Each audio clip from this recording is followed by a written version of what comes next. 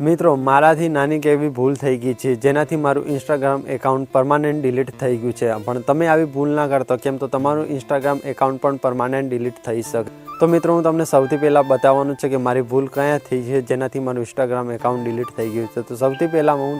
તમને screen record બતાવું છું। તમે જોઈ શકો મારી બાજુના ત્યાં મારા વોટ્સઅપના મેસેજ ઉપર એક મેસેજના અંદર આવે છે કે તમારો અહીંયાથી જે પાસવર્ડ છે ચેન્જ કરવા માટે તમે અહીંયા એક પિનકોડ ડાલો અને તમે અહીંયાથી ઇન્સ્ટાગ્રામ પર જાઓ અને લોગિન કરો। તો સૌથી પહેલાં મને આને એક લિંક આપી હતી અને મને 2-3 મેસેજ પણ કર્યા હતા પ્રશ્ન કે તમારો પાસવર્ડ ચેન્જ કરો, પણ મેં અહીંયા પાસવર્ડ પણ ચેન્જ ના કર્યો અને એની લિંક પર પણ ક્લિક ના કરી અને વધારે જે ચેટ કરી હતી એ મેં અત્યારે થોડી ડિલીટ કરી દીધી કેમ તો પ્રાઇવેસી માટે મેં અત્યારે ડિલીટ કરી દીધી છે। પણ તમે આવું અગર તમારા વોટ્સઅપના મેસેજના અંદર આવો મેસેજ આવે છે ઇન્સ્ટાગ્રામનો પાસવર્ડ ચેન્જ કરો યા કોઈ પણ લિંક આવે છે તો તમારે ક્લિક નથી કરવાનું, કારણ કે મેં પહેલી એકવારથી મારાથી ભૂલ જેમાં મારું ખાસું બધું હેક થઈ ગયું છે। તો તમને હું અત્યારે નથી કહેવાનું, પણ ઇન્સ્ટાગ્રામના અત્યારે ઘણી બધી એવી આઈડીઓ છે જે અત્યારે પરમાનન્ટ ડિલીટ થઈ જાય અને પરમાનન્ટ હેક પણ થઈ શકે છે અને